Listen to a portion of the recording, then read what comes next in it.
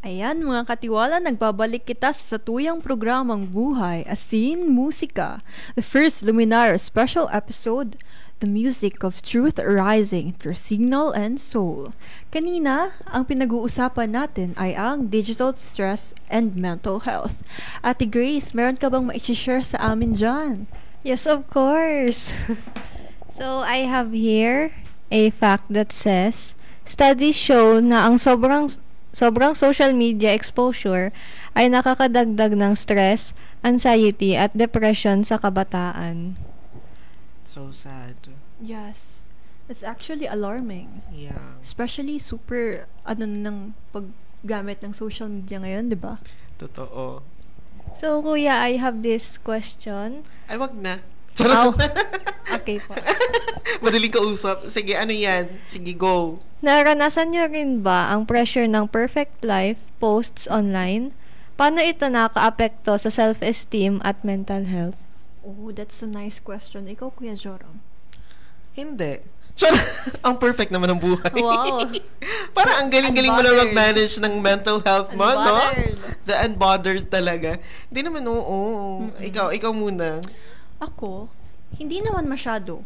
Not to the point na kino-compare ko na sarili ko sa mga, influencers na bakit ang ganda ng buhay nila, bakit ganito, ganyan, bakit ako hindi. But there was a time na sabi ko, bakit hanggang dito lang ako? It was actually directed to myself. Na nakikita ko ang ibang tao, very progressive sila. Very, malayo ng nararating nila. That's actually na madami na silang na-achieve. But, they actually do something about their day. Kaya yun, tinanong ko sarili ko, bakit hanggang dito lang ako? I have 24 hours in a day. Tas, all I do is higa. Oo. I actually directed it to myself, hindi sa mga taong nagpo-post ng super gaganda. So, parang naging aware ka. Ay, parang, naging, what do you call that? The eye-opener or something like, hey, come on, what are you doing?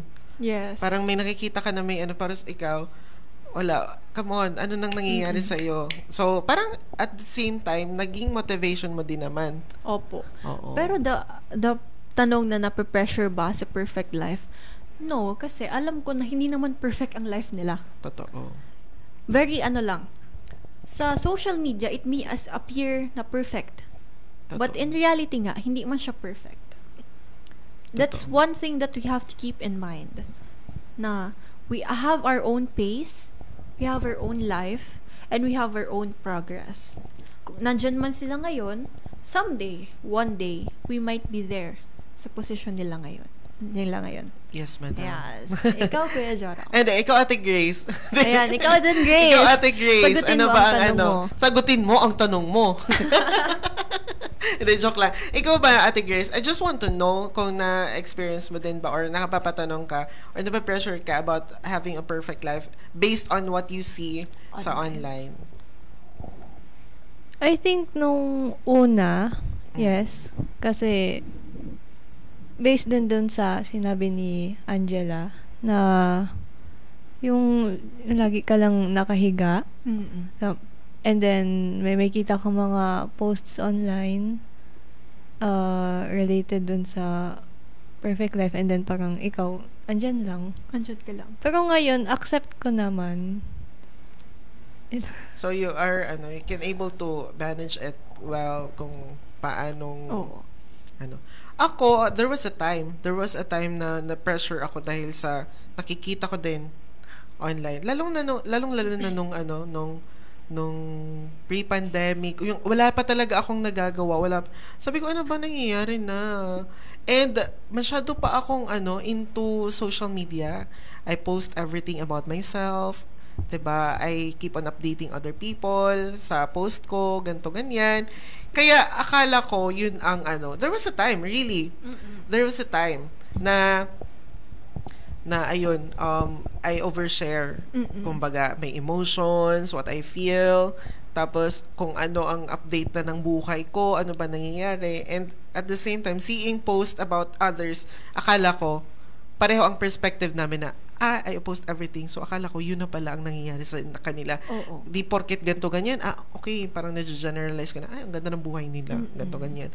And at the same time, ayun na din. I mean, eventually, I learned how to really go back sa natural, I mean, sa tunay na sitwasyon, be in the present, na hindi naman pala kailangan. Oh my gosh, why am I sharing too much about myself? And at the same time, why am I depending my knowledge about others? Depende dun, na base lang dun sa post nila na minsan hindi naman, ayun. Hindi naman lahat nga na pinopost nila. That's the whole truth. And, kaya ayan. Kung sa lang, so, kung sa way lang kung paano ako nakaget over on that phase, inanapan ko. Naghanap talaga ako ng I mean, I invested sa proper knowledge. I study nag-research, parang nagtingin-tingin talaga kung paano, kasi aware din naman ako na hindi pwedeng ganon ang mindset mo na naiinggit ka based on what you see online. Kailangan mong tulungan ang sarili mo to get up. Oh, yes. Okay, so how can I go back in the present sa tunay na sitwasyon, hindi yung imagination lang or hindi sa depende lang sa post online. So yun, I fill myself with knowledge na ganto ganyan, proper digital literacy talaga. And at the same time, nung in-stop ko ang pag-share, ang pag-post about myself, doon ko na realize, oh my gosh, ganun pala na hindi lahat ng nasi-share mo kailangan mong i-post or na ang ganda sa feeling na ikaw lang ang may alam. Na, alam mo yun? Yeah. Na hindi naman nila kailangan. Oo. So, it means, meron kang mga success na hindi mo naman sinishare. Opo. Na hindi nila alam. And it's very okay. And it's very nice. Very nice feeling na, ako lang, akala niyo wala akong ginagawa. Pero, no. I have something. I am doing something. I am happy. I am contented. This is my life. This is my way of living. Yes. So I will not depend on what I see online, and I will not compare my lifestyle in your lifestyle. Ayan, super ganda naman nun. Sige, uwi na tayo. Ayan. Kaya ayun. We are all subject to that, sa pressure ng makikita natin sa online, di ba, Kuya? But it's also up to us kung paano natin siya babaguhin. Totoo. It's also up to us kung paano natin ma-relieve ang pressure na yun sa sarili natin. Kasi, if we do not help ourselves, sino ang tutulong sa atin? Tayo lang. Grabe, gigil. Really? Wala. Tayo lang. Kaya katulungan natin ang sarili. But of course, we want to help din naman. Yes. Tayo ang magdedesisyon ng pagbabago. Tayo ang magdesisyon ng pagbabago. But we can help each other. Diba? Yes. We can help each other. We can share knowledge with each other. Kaya speaking of sharing with knowledge, we prepared ways on how we can manage digital stress and we can have a healthy well-being, diba? So ito po ay galing sa www.everymind.org.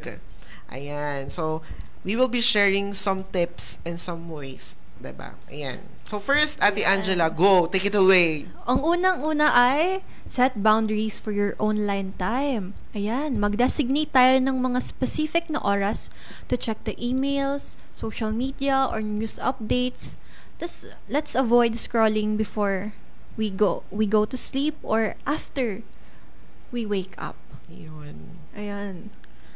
So, isa pa, Ate Angela, diba? Create tech-free spaces in your home, such as bedroom or dining area to help you unwind. Ayan. Diba? So, ayun na nga, may mga zone dapat sa bahay natin na dapat pag dining.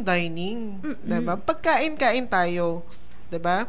Kung sa bedroom din naman, at least we have our limited time to use para at least we can able to be with our loved ones. Diba? Share time with your loved ones. Kasi that will build your persona. Yes. That's what's ngayon eh. That's what's sad kasi pag sa kainan, hindi na kumakain ng sabay-sabay kasi we're all minding our business in our phones. Oo. That's what's sad. Mahirap siyang baguhin. But let's try to change it. Kasi ako, aminin ko, there are times na nagsiselfone akong habang kumakain. But, kadalasan, sa bahay namin, kasama ko si Lola, kapatid ko, kumakain kami ng sabay-sabay without cellphone.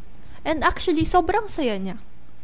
Kahit super stressed ka na, galing sa school, lahat ng problema mo, it will wash away. The moment na sabay-sabay kaming kumakain, tumatawa kami, it's actually nice, guys. Totoo. Ikaw, Ate Grace, as someone who is renting digde sa sa Albay, how do you manage this parang being syempre, are you living alone sa room? Yes. 'Di ba? So, paano ba ang pag-handle mo nito? Do you practice this or talagang hindi maiiwasan? Yung totoo. Oo. It's hindi naman. Actually, it's kaya nga, 'di ba, different environment, different setup. Yes. So, since nagbo-board ka lang, wala kang kausap, 'di ba? You're living alone. So, how are you going to eat na walang kung minsan may ka-video call ka ba habang kumakain, 'di ba? So, how do you deal with this? Actually, parang I just bear with it na kasi wala naman akong magawa if since alone talaga ako. Totoo. And yung sa iba is busy sila with their own lives. So more on yun, kakain lang ako na mag-isa. Or sometimes pag masyadong busy, I continue to gawin yung mga activities so, na hindi yun. ka na kumakain? Kumakain pero like after na gawin to. Okay. Ganyan. So, pero speaking of using social media or cell phone during that time, na ginagawa mo ba yun? Or something like that? More on magpe-play lang ako ng music sa Ay, YouTube. bongga. Ganda. At least you can still practice mindfulness na may music ka lang pero hindi ka gumagamit na scrolling, TikTok or whatever. Yes. Hindi ako sanay kasi yung pagkain na kapag naula mo kaka-type kaka-cellphone. Palakpakan ta si Grace.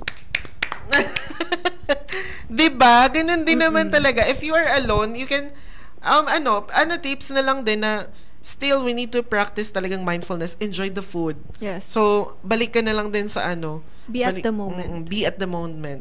Mindfulness. Enjoyin natin siya. Totoo, diba? And also this one, speaking of setting boundaries for your online time, ang phone po natin, meron yun na settings ng